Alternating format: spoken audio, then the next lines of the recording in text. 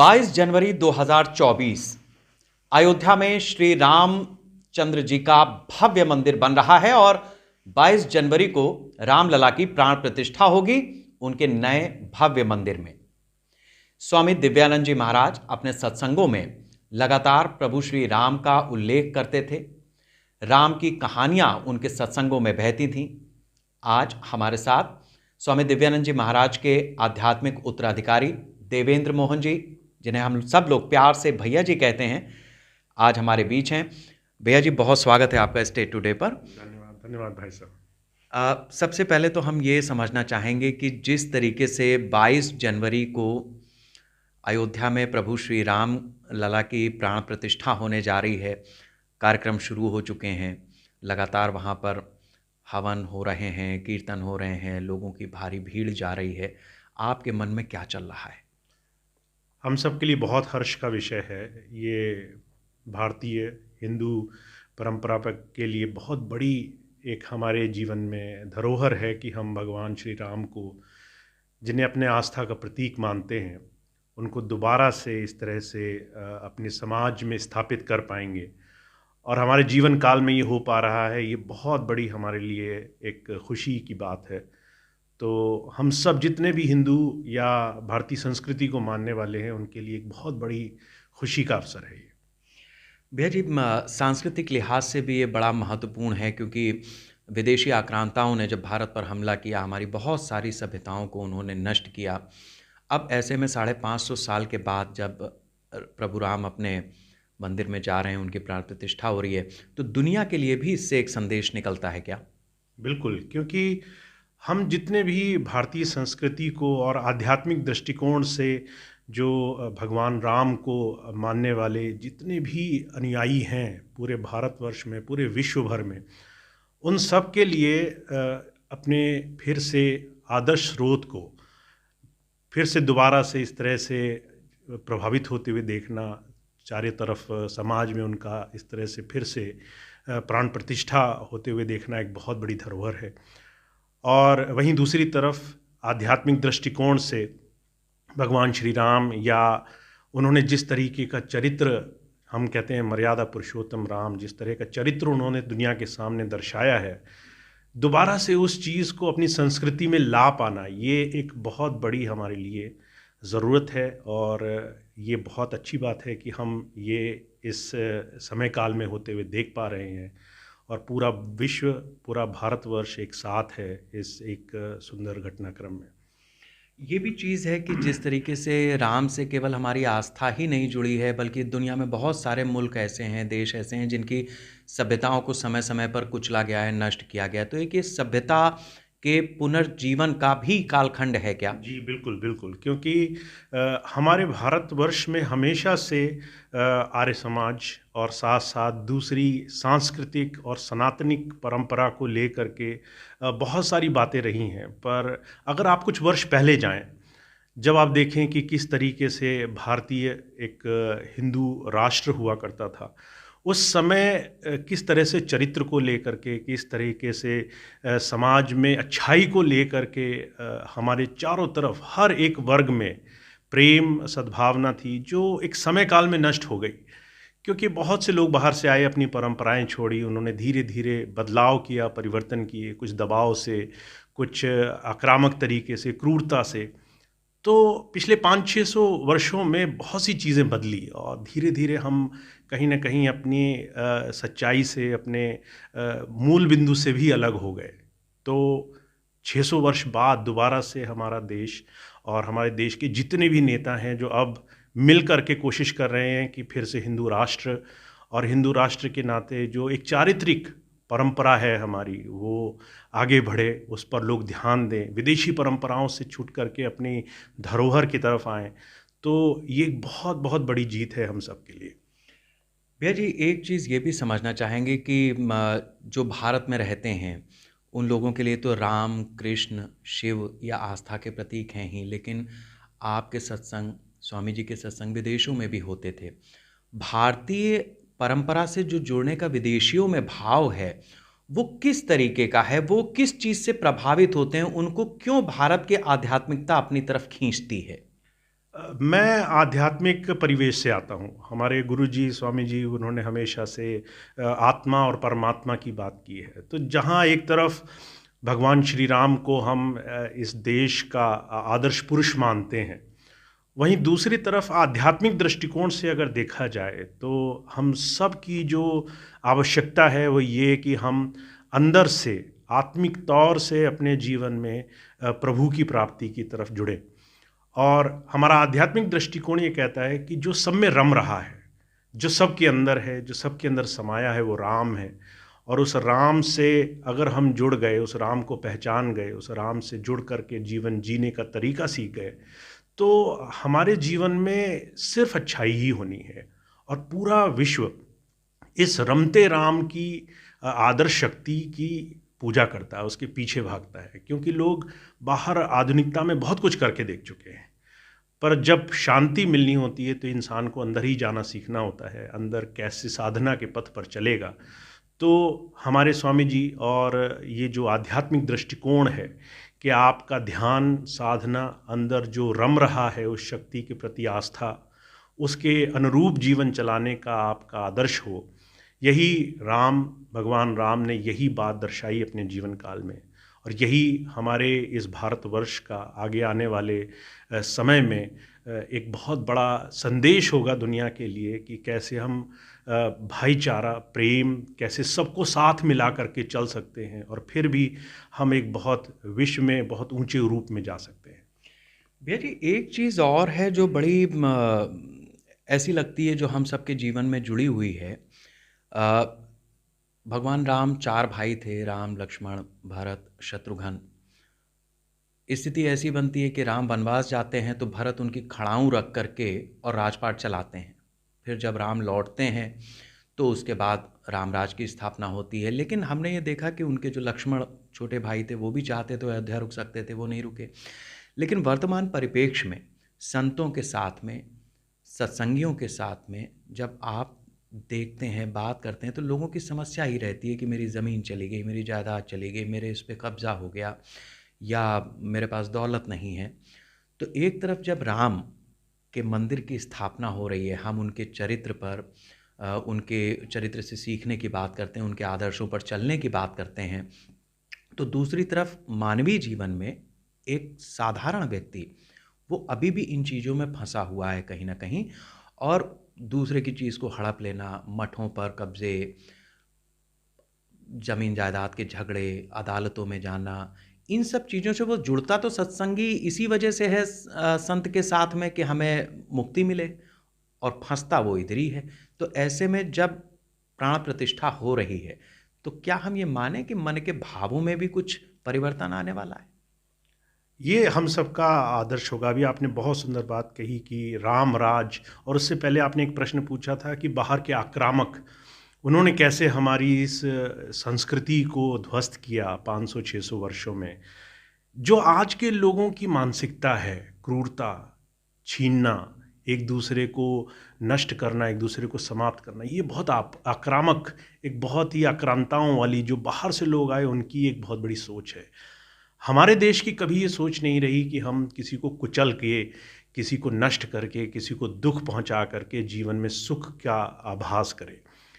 जब हम कहते हैं राम राज, तो इसका मतलब है हमारे जीवनों में, चरित्र में, हमारे स्वभाव में इतना देने की भावना हो, सेवा की भावना हो, इतना अच्छाई की भावना हो, जिससे हम अपने जीवन में एक बहुत ऊंचे स्तर पर जाकर रुक सकें। और आज दुख इस बात का है, और मैं भी इस बात का जीता जागता उदाहरण हूँ, क्योंकि हमारे स्वामी जी महाराज ने एक बहुत बड़े सत्संग समाज का निर्माण किया। हज़ारों लाखों लोग उनसे जुड़े, पर कुछ समय के बाद लोगों ने लालच के लिए, ईर्ष्या के लिए, बड़ाई पद के लिए, कहीं ना कहीं बाहरी चीज़ों के लिए उन्होंने आध्यात्मिकता को छोड़ दिया। तो जब हम बात करते हैं राम राज की, तो हम ऐसे समाज को बनाने की बात करते हैं जो जीवन में अच्छाई को सामने लाए, जो बुराई से लड़े, जो हमेशा अपने आदर्श को अनुरूप रख करके और लालच को छोड़ करके जीवन जिए। तो एक बहुत बड़ा रास्ता है, बहुत बड़ा लक्ष्य है, जिस लक्ष्य को हमको पाना है, देश को पाना है। इस राष्ट्र के बड़े बड़े नेताओं के लिए एक बहुत बड़ा लक्ष्य होगा कि वो प्राण प्रतिष्ठा तो कर रहे हैं भगवान श्री राम की, पर क्या वो अपने इस देश को इस सही दिशा की तरफ ले जाने के लिए कुछ सही कदम उठा पाएंगे? क्या हम सब मठों को, जितने भी भारत में इतने सब उस ईष्ट को, भगवान राम को या किसी भी रूप को मानने वाले लोग हैं, उन सब को इस सही दिशा के लिए आगे ला करके दुनिया में एक प्रेरणा ला पाएंगे? तो ये एक बहुत बड़ी चुनौती रहेगी आगे आने वाले समय में। मतलब राम की प्राण प्रतिष्ठा ही नहीं, असली चुनौती तो राम की प्राण प्रतिष्ठा के बाद से शुरू होगी, जो आप कह रहे हैं। बिल्कुल बिल्कुल। अच्छा भैया जी, ये चीज़ समझना चाहेंगे आपसे कि जिस तरीके से प्राण प्रतिष्ठा हो रही है, जिस तरीके से अयोध्या पूरी नगरी का एक स्वरूप बदल गया है, तो एक आध्यात्मिक गुरु होने के नाते जब काशी हो, मथुरा हो, अयोध्या हो, तो ऐसे में संत समाज इसको किस रूप में देखता है? क्योंकि संत समाज भी अपनी अपनी तरह से, कोई ज़रूरी नहीं है कि राम कृष्ण या शिव के ही जरिए सगुण और निर्गुण ये दोनों धाराएं हमारे देश में लगातार चलती रही हैं। जब हम कहते हैं प्राण प्रतिष्ठा, तो ये आस्था का बहुत बड़ा प्रश्न है। भगवान राम का जन्म हम कहते हैं अयोध्या में हुआ, और उसके लिए एक बहुत लंबी लड़ाई इस देश ने लड़ी है अपने ईष्ट के स्थान को पुनर्जीवित करने के लिए। और ये हम सब के लिए खुशी का अवसर भी है कि हम अपने जीवन काल में ही होते हुए देख पा रहे हैं। पर जब हम किसी स्थान को एक बहुत पूज्य स्थल के लिए उसमें अपनी आस्था का समावेश करते हैं, प्राण प्रतिष्ठित करते हैं, तो हम कहीं ना कहीं भगवान को उस स्थान पर अपने हृदय, अपने भाव, अपने सम्मान, अपने अंदर की आस्था से सजाते हैं। और जब हम प्राण प्रतिष्ठा करेंगे किसी स्थान पर परमात्मा या प्रभु रूप की, तो हमारे लिए एक बहुत बड़ी आवश्यकता होगी कि हम उस धरोहर को बना के रखें। तो चाहे वो सगुण रूप हो, चाहे निर्गुण रूप हो, पर सारी चीज़ें शुरुआत होंगी मानवता से। अगर हमारे अंदर इंसानियत है, मानवता है, हम अच्छाई को आगे लाने के लिए एकजुट होकर के प्रयास करेंगे, हम बुरी चीज़ों को, गलत धारणाओं को धीरे धीरे समाप्त करने के लिए हर तरह से एकजुट रहेंगे, तो राम राज दूर नहीं है, राम राज बहुत नज़दीक है। बिल्कुल, और इसमें कोई दो राय नहीं है। हमारे दर्शकों के लिए भी ये चीज़ जानना ज़रूरी है कि जो रामलला के अयोध्या के उस भूमि के लिए पूरा मुकदमा लड़ा गया, उसमें रामलला विराजमान, उन्होंने ही अपना मुकदमा लड़ा है।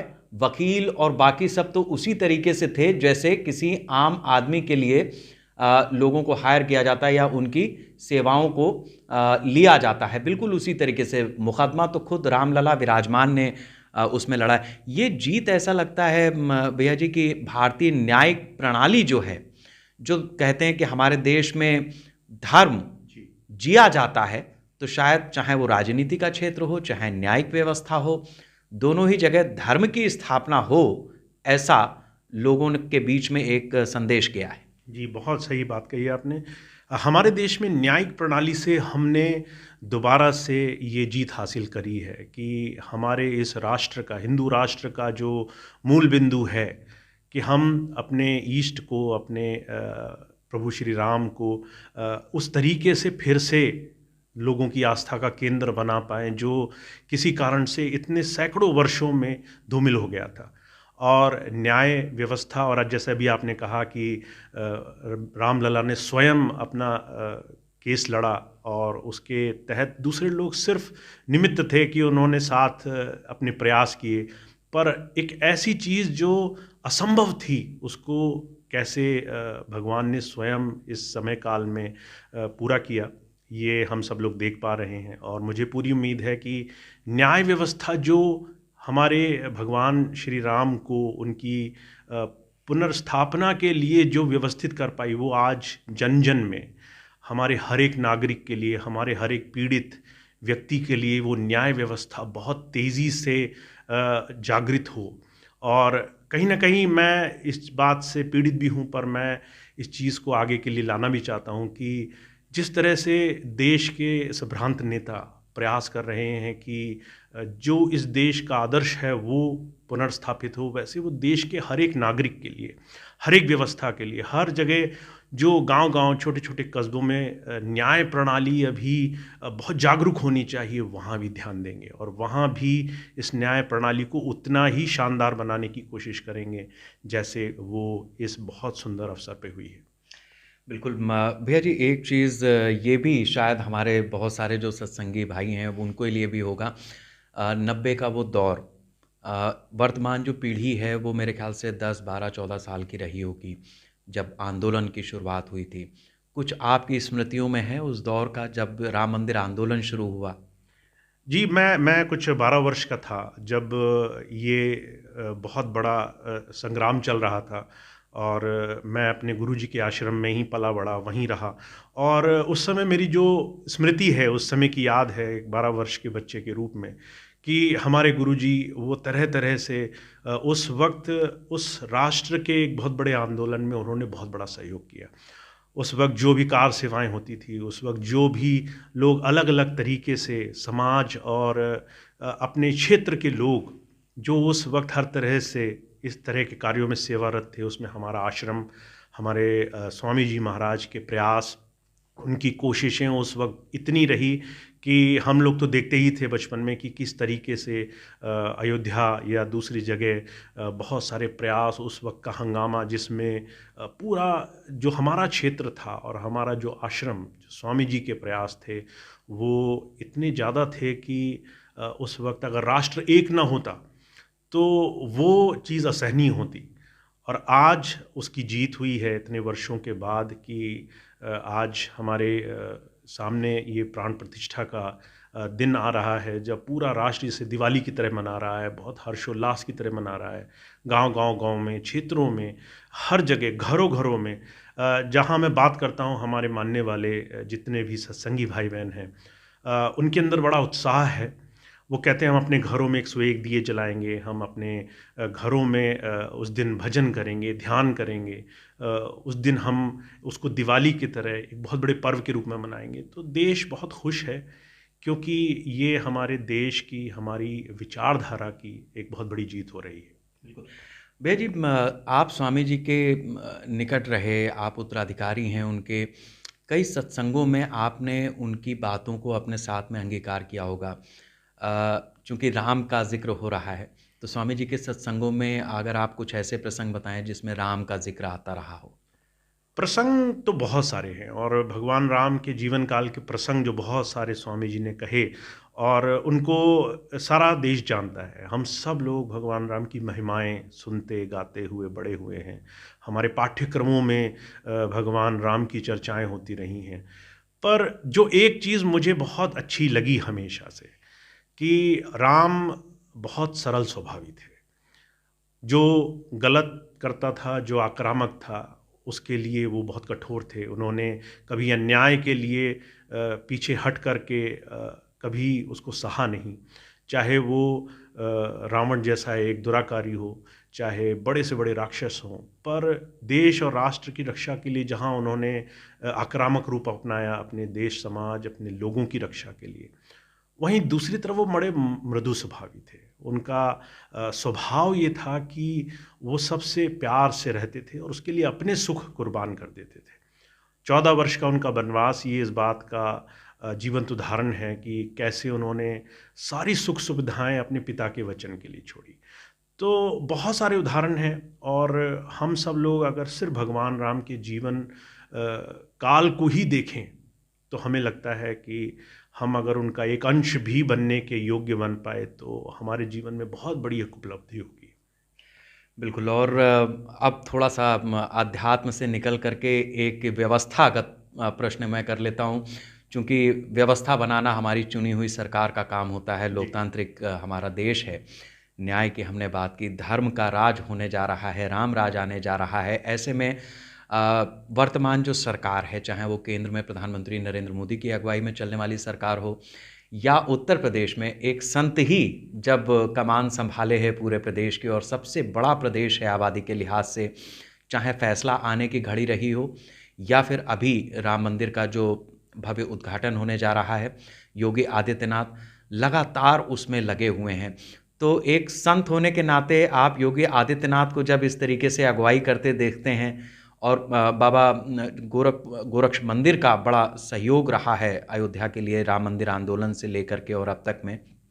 तो इसको आप कैसे देख रहे हैं? और प्रधानमंत्री और मुख्यमंत्री के जो प्रयास हैं प्रदेश के लिए, देश के लिए, अयोध्या के लिए, राम के लिए, उसको एक संत कैसे देख रहा है?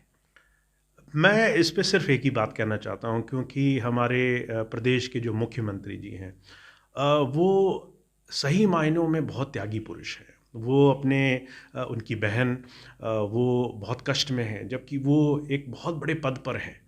वो चाहते तो अपने पूरे परिवार को बहुत अच्छा एक सुखमय जीवन दे सकते थे। और जहाँ तक हम देखते हैं राजनीति में, जब कोई राजनीति में किसी पद पर आता है तो सबसे पहले अपने नज़दीकी रिश्तेदारों को वो सबसे ज़्यादा जीवन में धन से या किसी पद से या बड़े बड़े साधनों से भरने की कोशिश करता है। पर देश सेवा में जो हमारे प्रदेश के मुख्यमंत्री जी लगे हैं और जिस तरीके से सुधार की व्यवस्था में लगे हैं, हालांकि उनको किसी अलग अलग तरीके से चुनौतियां कम नहीं रही होंगी, पर जिस तरह से वो पूरी तरह से एक कायाकल्प करने में लगे हैं, तो ये एक बहुत बड़ी हम सब के लिए प्रेरणादायक चीज़ है। और संत समाज की जहाँ आपने बात की, तो हम सब लोग उनके सहयोग में हैं। हम सब लोगों का संगठन उनके इस प्रयास में उनके साथ है। हम सब इस देश निर्माण में, राष्ट्र निर्माण में अपने अपने प्रयास हमेशा इस देश की सरकार, प्रदेश सरकार की विचारधारा से मिलाकर करते रहेंगे। अंत में भैया जी मैं ये चाहूँगा कि 22 जनवरी को जिस तरह से रामलला की प्राण प्रतिष्ठा हो रही है, तो सत्संगी भाइयों के लिए क्या संदेश है? किस तरीके से इस पूरे दिन को हमें मनाना चाहिए? आप इस मौके पर क्या करने वाले हैं? मैं इसे दोहरे रूप में देखता हूँ। हम सब एक आध्यात्मिक दृष्टिकोण से जुड़े हैं, तो हमारा हमेशा से ये प्रयास रहा है कि हम आचरण पर जोर दें। तो राम एक मर्यादा पुरुषोत्तम कहलाते हैं। उनका चरित्र ही जीवन में सबसे बड़ी चीज़ है। तो हम उनके चरित्र को बनाने की कोशिश करें, ऐसा संकल्प हम लें। दूसरी चीज़ ये कि वो दिन बड़ा विशेष है। पूरे भारतवर्ष में हर घर में दिवाली का महोत्सव होगा। हर एक सत्संगी भाई बहन उस दिन दीपक जला करके, अगर उनके नज़दीक में वो किसी मंदिर में आस्था रखते हैं तो वहाँ जा कर के, अगर नहीं तो घर में दीपक जला करके और खूब हर्षोल्लास से इस दिन को मनाएंगे। मैं ज़ाहिर तौर से उस दिन हरिद्वार में रहूँगा और सत्संग का वहाँ कार्यक्रम होगा, और वहाँ पर ही रह करके अपने सभी लोगों के साथ इस दिन को उसी हर्षोल्लास से मनाएंगे जैसे देश मनाएगा। बहुत बहुत धन्यवाद भैया जी हमारे साथ चर्चा करने के जी लिए। बिल्कुल, धन्यवाद। कहते हैं कि राम राज की जब व्याख्या होती है तो रामचरितमानस की चौपाई है, दैहिक दैविक भौतिक तापा, राम राज नहीं काहू ही व्यापा। यानी जब राम राज था तो ना देह की तकलीफ थी, दैहिक तापा, भौतिक यानी जिस तरीके के भौतिक साधन संसाधन चाहिए उसके लिए भी कोई मारामारी नहीं थी, और जो प्राकृतिक आपदाएं हैं वो भी उस कालखंड में नहीं थी। ज़रूरी ये है कि इसके लिए भारत की समस्त जनता ही जनार्दन है, वो अपने भीतर राम के प्राकट्य को महसूस करे, और जब मन मन में राम होगा तो घर घर में राम होगा और राम राज यूं ही आएगा। स्टे टुडे पे भैया जी के साथ आज सत्संग में फिलहाल इतना ही। नमस्कार।